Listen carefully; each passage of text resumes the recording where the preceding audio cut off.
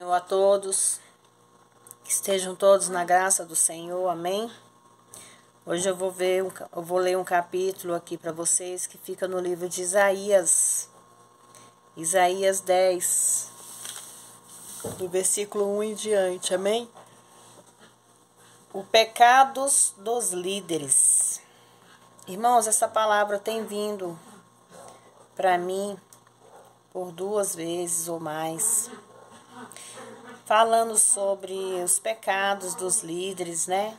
Os líderes que cuidam, que foram predestinados a cuidar de vidas, a fazer a coisa certa. Muitos estão errando, muitos estão pecando, amém? Ai dos que decretam leis injustas e dos escrivães que escrevem perversidade, para prejudicar os pobres em juízo e para arrebatar o direito dos afligidos do meu povo, para despojarem as viúvas e roubarem os órfãos.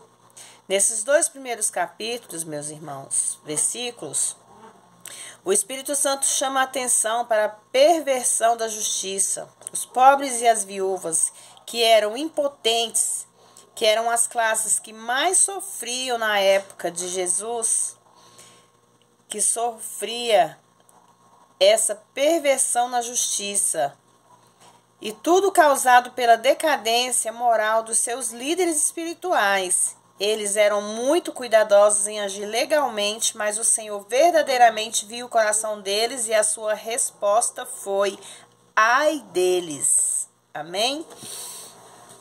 No capítulo 3, o juízo sobre o pecado. E o que fareis vós no dia da visitação e na desolação que há de vir de longe? E a quem recorreres para obter socorro? E onde deixareis a vossa glória? É uma pergunta, irmãos.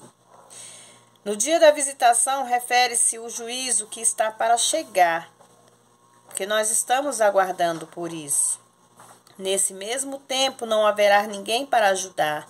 Por meio do profeta, o Senhor está falando desses líderes religiosos, que são esses que não acolhem os órfãos, que não acolhem as viúvas, que não acolhem o irmão necessitado, as pessoas que precisam.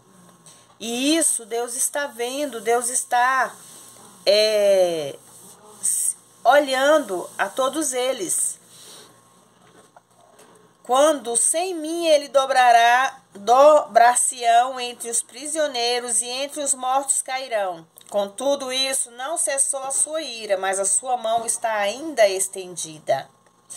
A fraqueza e a miséria dos magistrados injustos retratadas nos versículos 1 e 2 são vividamente confirmadas ao visitá-los, como se dobrando ante os prisioneiros e caindo diante dos homens feridos de moribundos. O Senhor está dizendo, irmãos, que esses trapaceiros não terão lugar para onde fugir, a menos que eles se agachem entre os cativos que estão sendo levados ou caiam entre os mortos.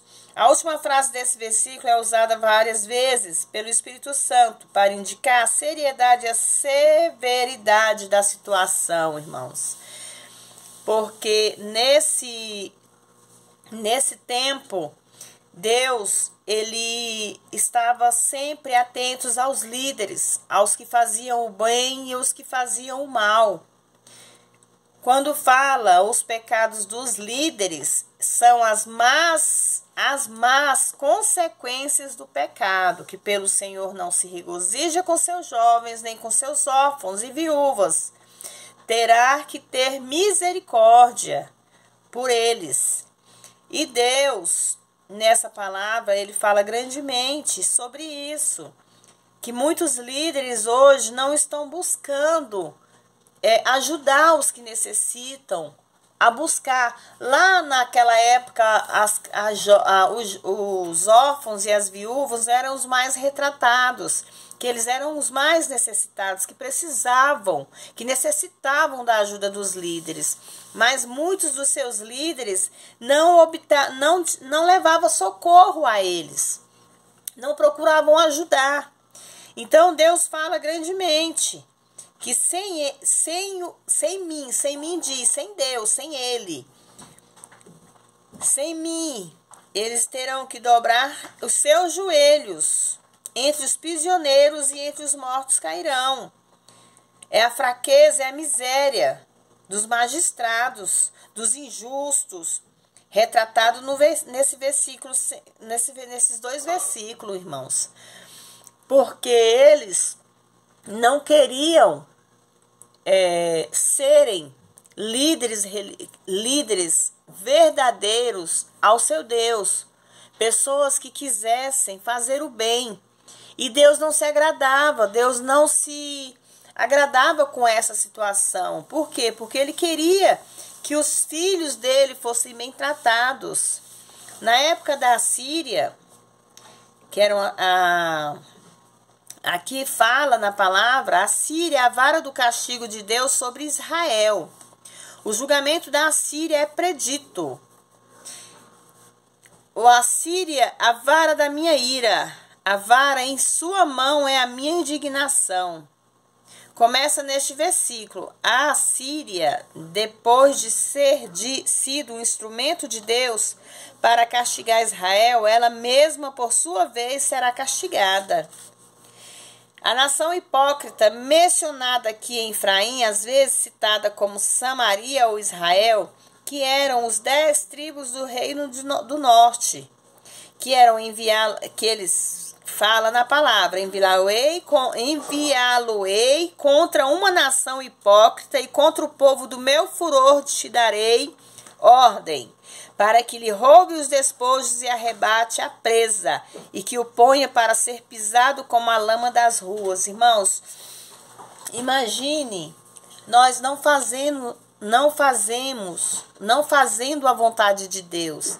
Imagine nós fazendo tudo do nosso jeito, como nós queremos e não como Deus quer.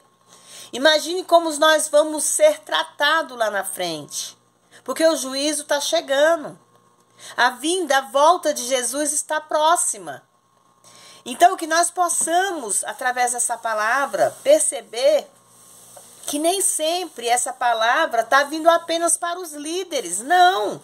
Está vindo para nós, irmãos e irmãs. É uma palavra forte que mostra que nós temos que fazer o bem. Temos que fazer o bem pelo próximo. Temos que amar o próximo.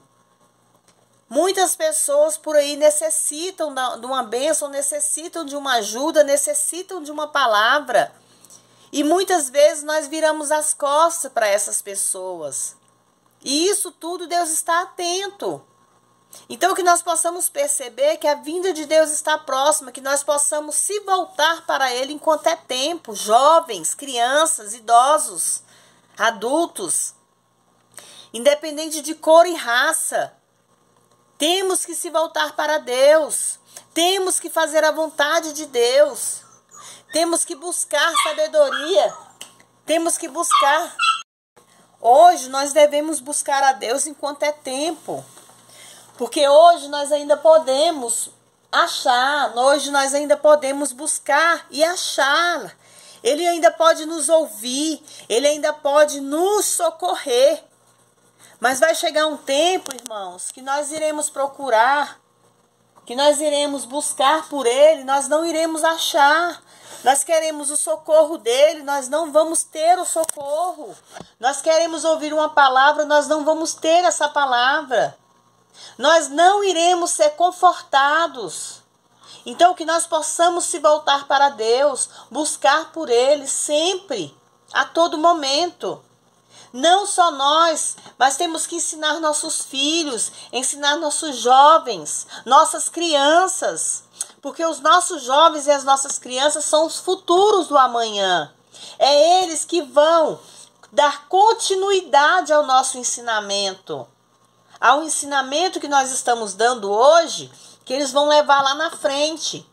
Com certeza pode ter diferença, pode ter mudança, mas a palavra de Deus não muda. A palavra de Deus é sempre a mesma, a palavra de Deus é verdadeira. Ela não tem disse-me-disse, ela não tem diferença. Ela é sempre a mesma palavra, irmãos. Então guarde isso no coração de vocês, amém? Que nós possamos aprender a ser pessoas retas no caminho do Senhor. Não esses líderes que hoje procuram apenas a confortar a eles mesmos. Não digo que são todos, mas existe, irmãos. Existem líderes que hoje querem só pensar no seu bem-estar. Não querem cuidar das suas ovelhas. Não querem cuidar do seu próximo. Então, que nós possamos ser diferentes, amém? Vamos orar ao Pai Nosso, que é uma oração que Deus deixou para nós, para que nós possamos falar com Ele, ter uma intimidade com Ele todos os dias, amém? Pai nosso que estais no céu, santificado seja o teu nome. Venha a nós o vosso reino, seja feita a sua vontade, assim na terra como nos céus. O pão nosso de cada dia nos dai hoje. Perdoe as nossas dívidas, assim como nós perdoamos aos nossos devedores. Não nos deixes cair em tentação, mas livra-nos do mal, porque teu é o reino, o poder, a honra e a glória, hoje, amanhã e para todo sempre. Amém?